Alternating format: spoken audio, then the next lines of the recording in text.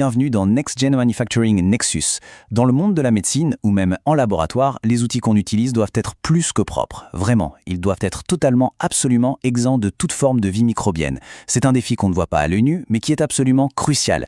Alors, comment on y arrive? C'est justement ce qu'on va décortiquer aujourd'hui. On va commencer par une question qui a l'air toute simple. C'est quoi, au fond, la différence entre propre et stérile? On pourrait croire que c'est un peu la même chose, non? Eh bien, dans un bloc opératoire ou un labo, cette différence, c'est une question de vie ou de mort, littéralement.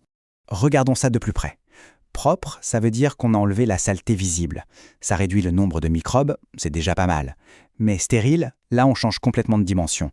C'est l'élimination totale, absolue. On parle de tous les micro-organismes, même les plus coriaces, comme les spores. Pour un scalpel, propre, ça ne suffit juste pas. Alors, pour atteindre ce niveau d'exigence, la science a développé une machine d'une efficacité redoutable. Et cette machine, c'est l'autoclave. C'est la référence absolue en matière de stérilisation. Et voilà la bête. De l'extérieur, on dirait une grosse boîte en métal. Rien de plus. Mais à l'intérieur, c'est une véritable machine de guerre contre les microbes. Le plus simple, c'est de l'imaginer comme un autocuiseur. Une cocotte minute si on veut, mais poussé à un niveau de sophistication et de puissance bien supérieur. Et cette idée, en fait, elle ne date pas d'hier. Les bases ont été posées dès 1679 par Denis Papin. Mais le vrai déclic, ça a été dans les années 1880, quand Charles Chamberlain, qui travaillait avec Louis Pasteur, a perfectionné le concept pour l'adapter au monde médical. Et depuis, cette technologie est devenue un pilier de notre sécurité sanitaire à tous. Bon, alors, comment ça marche concrètement? Le secret de l'autoclave, il tient en un seul mot, la vapeur. Mais attention, on ne parle pas de n'importe quelle vapeur. Le terme exact, c'est la vapeur saturée. Pour faire simple, c'est la vapeur qui est tellement chargée en eau qu'elle est sur le point de redevenir liquide. Elle est gorgée d'énergie.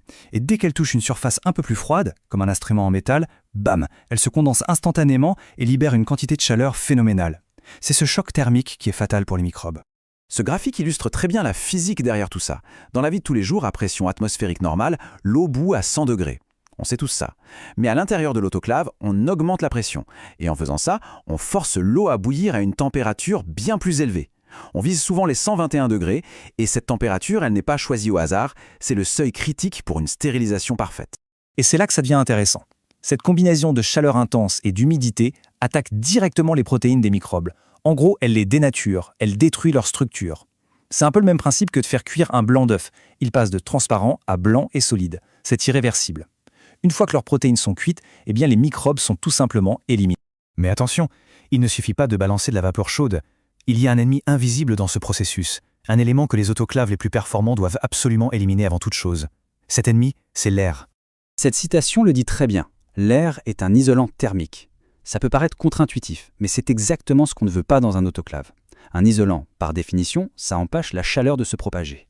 Il faut imaginer l'air comme une sorte de barrière invisible. Il peut se loger dans les recoins des instruments creux ou dans les plis des emballages et il va empêcher la vapeur d'entrer en contact avec la surface. Ces petites poches d'air vont créer ce qu'on appelle des points froids, des zones où la température ne monte pas assez. Et c'est là que les microbes peuvent survivre. Un seul microbe qui s'en sort et tout le cycle de stérilisation est un échec. Alors, comment on fait pour se débarrasser de cet air? Les autoclaves modernes ont un plan d'attaque en 3 phases. D'abord, et c'est l'étape la plus importante, le retrait de l'air, souvent avec une pompe à vide qui aspire tout l'air de la chambre. C'est seulement après, une fois que la place est nette, qu'on injecte la vapeur saturée pour la phase de stérilisation. Et pour finir, une phase de séchage, encore sous vide, pour s'assurer que les instruments sortent parfaitement secs. Maintenant qu'on a vu le principe, il faut savoir que tous les autoclaves ne sont pas créés égaux. La technologie a pas mal évolué et aujourd'hui, on les classe en différentes catégories, chacune adaptée à un besoin bien précis. Ce tableau résume assez bien la situation. La classe N, c'est la plus basique. Elle n'a pas de pompe à vide. Donc elle ne peut stériliser que des instruments simples, solides et non emballés. La classe S, c'est un peu un entre-deux. Mais le top du top, la référence, c'est la classe B. Grâce à son système de vide, elle est capable de stériliser absolument n'importe quoi. Des instruments creux, poreux et même les objets emballés. Et c'est pour ça que la classe B est devenue la norme dans les hôpitaux ou chez le dentiste. Sa capacité à chasser l'air est la seule garantie que la vapeur va atteindre chaque millimètre carré de l'instrument, même les plus complexes. C'est la seule façon d'être sûr à 100% que la stérilisation est parfaite. Au final, c'est cette maîtrise de principes physiques et biologiques assez simples qui garantit notre sécurité dans d'innombrables procédures médicales, tous les jours, partout dans le monde. Évidemment, la machine ne fait pas tout. Son utilisation correcte est tout aussi importante. Par exemple, il faut toujours utiliser du matériel qui résiste à la chaleur, comme le verre borosilicaté, ne jamais surcharger la machine et surtout ne jamais visser les bouchons à fond. Il faut les laisser un peu lâches pour que la pression puisse s'équilibrer.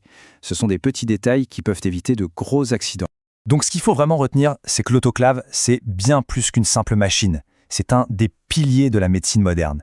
C'est notre bouclier contre un monde invisible et potentiellement dangereux, et il assure la sécurité de millions de patients chaque jour. Tout ça nous amène finalement à une question un peu plus large.